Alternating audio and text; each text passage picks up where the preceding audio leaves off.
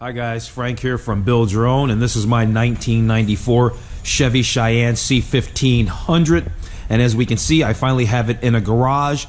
It's got a problem. Well, it's got several. One of them that we need to take care of today, the air door actuator. This is the replacement. We need to get the old one out. It's making that dreaded clicking sound. Let me show you what I'm talking about. Okay, I had to get some better lighting in here. All right, so here's the situation, so that way you can determine if your Chevy truck has this same issue. So when you have the key, when you put the key to the on position, you'll hear that ticking sound, and it's coming from up underneath the passenger side dash. I'm gonna put some light under here. We can get a better look at that. Here, the noise will eventually go off. It lasts about 30 seconds. The key is still on the on position. It finally went off. Now here's the deal. When I turn the key to the off position, it's going to start clicking again for about another 30 seconds. And when it starts that, we're going to have a look under here. Okay, so I've got the key to the off position here. We're looking up under the dash on the passenger side here. And it's actually right, this little motor right there. Better shot of it now. All right, so here it is right here, and it's right there. I'm touching it, and I can confirm when that's clicking, I can feel the vibration right through this air actuator. There's like 3 of them on the truck, but this is the one that needs to be replaced, and it seems to be the hardest. Okay, so that part appears to be sitting about like this under the truck. So there's one bolt here. That's the easy bolt to get at right there. Then there's, you know, this top bolt here, or screw, or whatever it is. That might be reasonably okay to get at, but this one that's going to be way over here in that back corner, that's going to be the one that's going to be particularly difficult to get at. How this thing's kind of laying in here, and I have a 5/32 wrench here, and as we can see, or not see, let me see if I can get the light a little bit better here. As we can see, we can get that wrench right on this bolt here, right on that bolt, and that's the first one, and that's the easy one. So we're gonna go ahead and take this one off, but there's 2 more. There's one over here, and there's one on the back side over here. And when I feel around on them, I don't feel like they've got the same kind of setting here. So I don't know if they've got a Phillips head screw on there or what the deal is. So let's get this one off and then see where we're at. So we got that bottom screw out, right? Like I said, it was a 5/32, and where it fits is right here. You know, the one thing about I looked at other videos on YouTube on how to do this air door actuator, and they let you down because, well, nobody gives you enough detail. Yeah, it's a really hard job, and it's jammed way up under there, but you could do a little bit better than that, you know. So here's the deal. That's where this screw goes, to give you some relation on how this thing is sitting under the truck there. And then, of course, on the back side here, you got your plug-in. How come they couldn't just do the slider? So this is all about having electronic, you know, AC controls and all this kind of stuff. But at any rate, so now we got this one out. Now they say that you can go through the glove box here and you get a little bit better access. I don't know about that. I actually took the glove box out already, and I was like, I don't really see that, but I'm gonna give it a better look around today. So you got 4 bolts. They look like they're probably about the same size as these. 4 of them. I'm missing one. I got 1, 2, and then 3, and then I'm missing the one that's down here. So let's go ahead and get those removed, and then we can look behind here. So yes, as it turns out, these are also 5/32, so that all works. And now you can pull this thing out without losing those screws. Let me go ahead and grab that with 2 hands. Now we've taken the glove box out, and somewhere down in here they say that there's better access, or you can get another look, or get a little bit of access to the other 2. I don't even know if they're screws or bolts or nuts or what they are. So let me have a look around, and then when I find it, I'll let you know. So I'm looking around down here, and I really can't see anything, and I'm using the flashlight, and so I'm trying to reach my hand down here and look through here to try to figure out where in proximity this thing is. And it seems like it's way back there near the firewall is where it seems like in between there and down. It seems that's where it is. This bank of wires right here, We can't really see it. This bank of wires right here run right down past that. So as I'm looking down here thinking, man, how am I going to get to any of this stuff? I happen to look over here, and here's another actuator. It's a different one because there's like 3 of them on the truck. I will show you a diagram. There's 3 of these bad boys.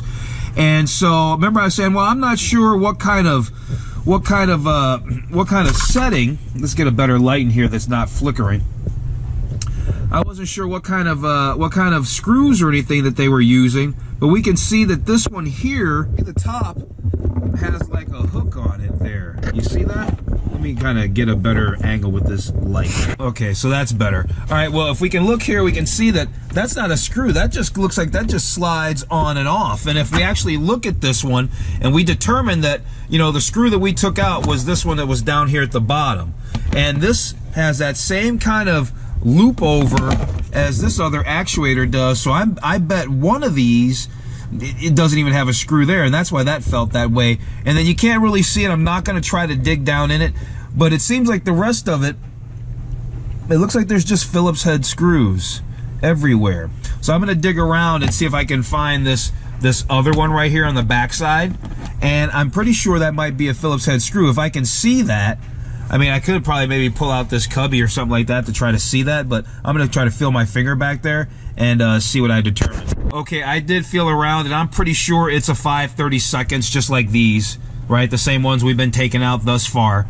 So, okay, turning our attentions back over this direction. You know, they say that you have some access from the top side, but I don't see how. Nobody talks about removing any of this stuff. And so they make it seem like none of this stuff has to come out of the way. Yet I'm not sure. Let me see if I can feel up under there. Now that we know, because we had to do some investigation, run some recon. Now that we know that one of these is not a screw, that's the one that's just above the one we took out, maybe, just maybe, we can reach around that backside and grab that 5/32. But instead of trying to do it from the top side, maybe it all happens from the bottom side. Okay, real quick, I would have already flashed this on the screen. I've been saying 5/32. It's actually 9/32 this.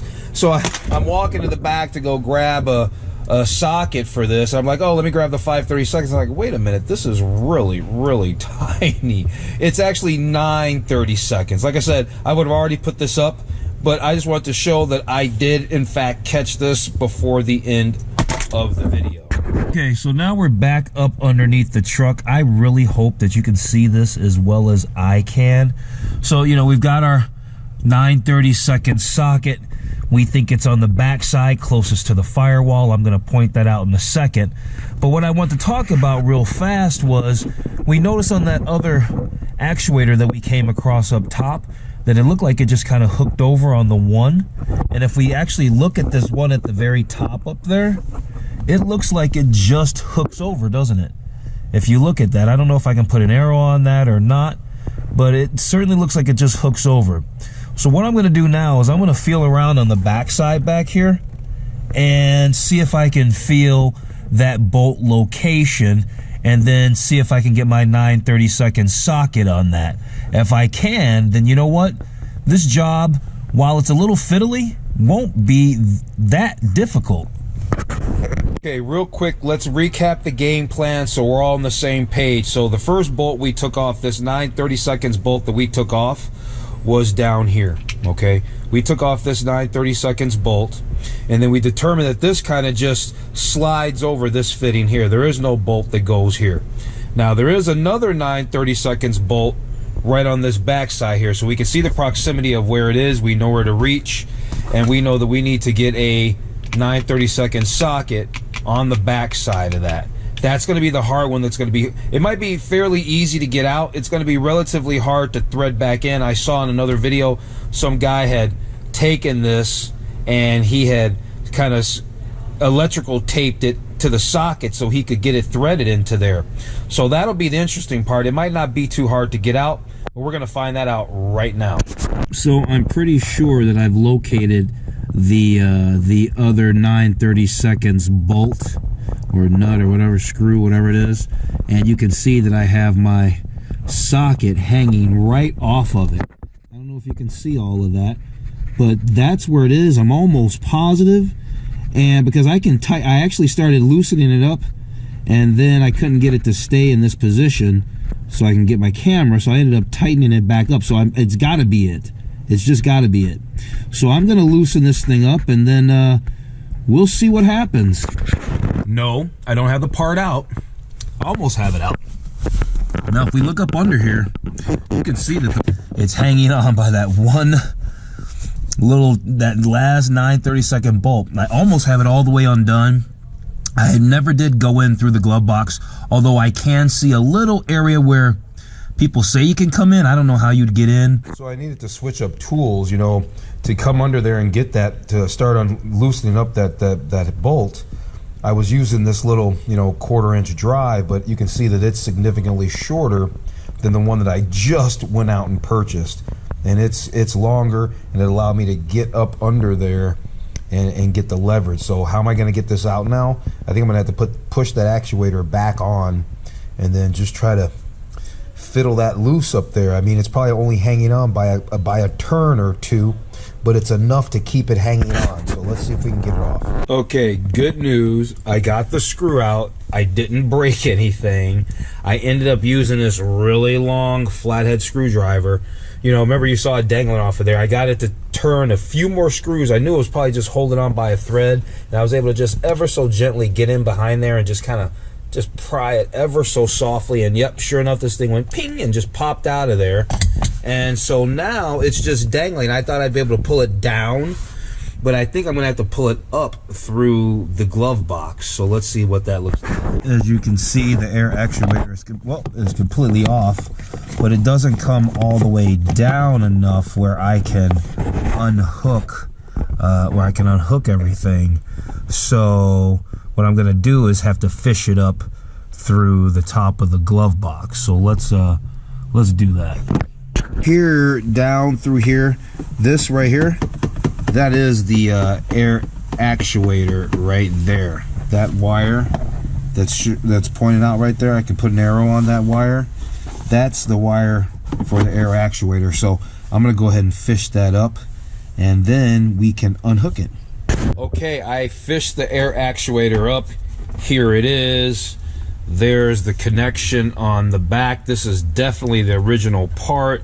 Look, it's even got a metal gear. The reason why I noticed that is, here's the part I ordered from LMC Truck, and it's got a plastic gear.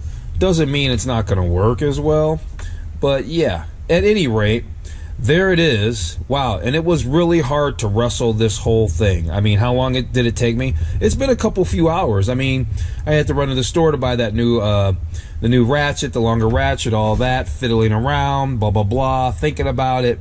It's definitely a fiddly job. Hopefully this video, if you have to do this job, hopefully this video is going to help you, because like I said, the videos that are out there, they were trying to be helpful, but they were always leaving a few holes, and so hopefully I can fill in some of those blanks. So really the only thing left to do, honestly, unplug the old one, plug in the new. Oh, let's actually listen to the old one click. Let's confirm that that is in fact the bad air actuator. It's got to be. Yeah, there it is. You can hear it. Can you hear that? It just doesn't have, it's not pushing on that door, but yeah, I can hear that. That is the bad air actuator, and yeah, problem solved. Very happy, very happy with this. Okay, this is a warning that came with the new air actuator, and it's telling you to make sure that the ignition key and the control switches are in the off position before connecting the harness, because you don't want to turn the gear, because that can completely mess it up. So we won't do that. Okay, so everything's off. HVAC is off. We're gonna go ahead and turn the truck off. And like I said, this thing's going to, and you can kind of see it vibrating a little bit. This thing's gonna click for its 30-ish or so last seconds, and you know what? This is gonna be the last time this thing ever clicks. So yeah, have fun with that. Okay, so I've connected the new air actuator, and the tab is, the harness is real easy. You kind of just pull down on this tab and pull it out simultaneously. But you can see how old, you know, these are old vehicles. So you want to be real careful when you're pulling on these things, because, well, these harnesses are brittle, they're old, and the last thing you want to do is mess it up. So yeah, be careful with that. Now the only thing left to do is fish it back down in there, get it all lined back up. And I think this time, instead of trying to, the bolt that we just got out, that's going to be the last one we're going to put in. We're going to actually put that bottom one in first, and then we can secure it, and then we can try to fumble around with that top one, see how well we can get it in there. All right, guys, let me show you where I'm at. I've got the new actuator in. You can see it. The screw is hanging in. I haven't turned it in yet because I just got the gear fitted in there. You know, this, obviously, this is not completely round, so this has to match up to the gear. And so I was having a problem wiggling that on there. Well, it turns out that up under here, way up under here, this is the flap. If you push up on this, this is the flap that opens that.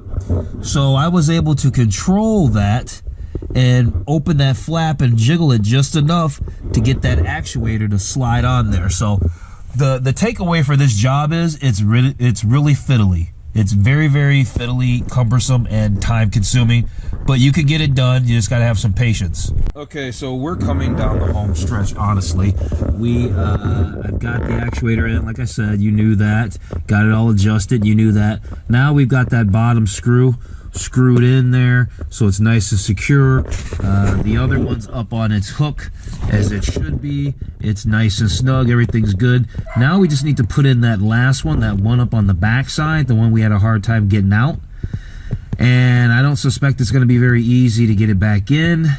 But first thing I'm going to do is I'm just going to try to put it up there and see if I can kind of get it started. Finger tightening it. I'm going to just see if I can get it started. That's really the first order. So I don't know about doing it from the bottom side. It's just too difficult. I'm looking through the glove box. This is where we pulled the actuator through. I got this long screwdriver so I can point it out to you. So this is the harness that goes down to that actuator.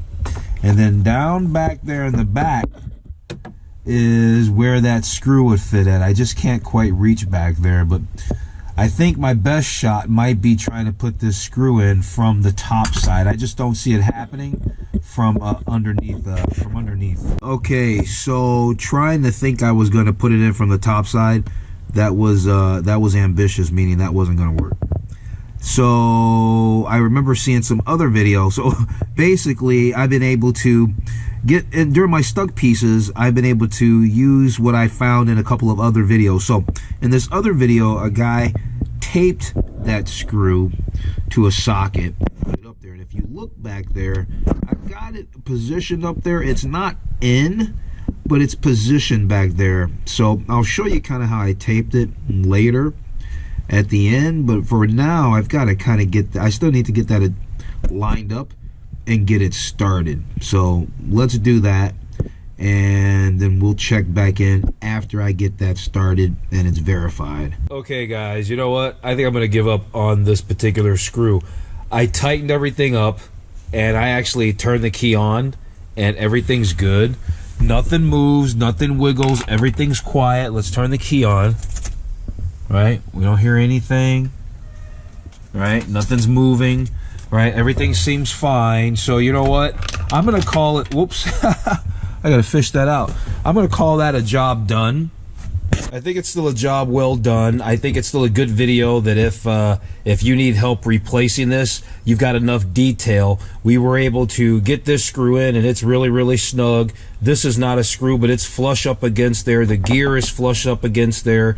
We just can't get this back screw in there. It's just really, really difficult, and I've already been at this for hours, and so I thought, hey, let me just test it. And yeah, it's whisper quiet. The motor doesn't seem like it's moving or twisting or wanting to make any noise, and I bet it's going to be fine. And so here's the deal. If you do this and you have a good idea on how to get this second screw in here, let me know in the comments below, and you know what, I'll come back and revisit this situation and get this bolt in or this screw in. But like I said, I think it's still a job well done. I'm gonna call it a result for sure.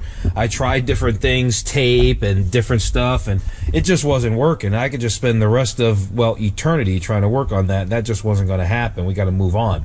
So all I really need to do is put the glove box compartment back in and that's it.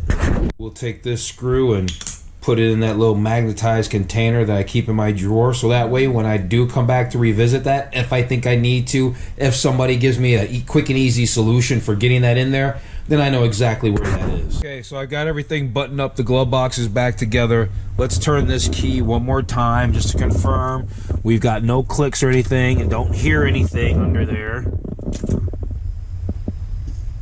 It's totally quiet. It's totally quiet. So I think that's the result. I honestly don't think that we'll have any issues because we didn't get that one screw in. But like I said, if you end up doing this job or you have a really good idea on how to get that in, let me know in the comments below, and I'll be happy to do a follow-up video showing exactly how that works. In the meantime, if you found this video helpful, informative, or entertaining, please like, share, and subscribe to the channel. Also, make sure you check out the playlist for this truck. I've done lots of things, lots of jobs on this truck, from the lift kit to the wheels to engine stuff, interior things, making the paint shine. I've done lots of stuff. As you can see here, we got other jobs. I'm going to change the rear diff fluid, and I really want to put this chrome differential cover on here. I think that's really cool. If you watched the video where I did the whole front bumper and grill, then you know I couldn't get this air dam because it would rub after the lift kit. So I think I'm going to put this on, and then we're going to trim the corners here. So we're going to do that project. We've got valve cover gaskets projects to do that. They're leaking.